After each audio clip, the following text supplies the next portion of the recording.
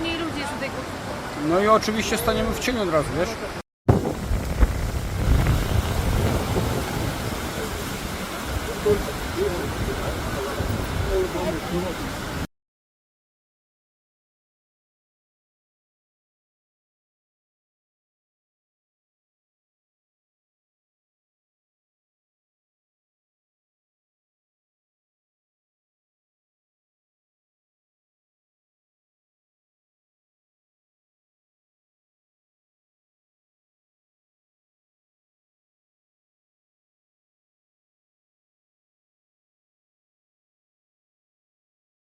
Пускам едно видео да обясня.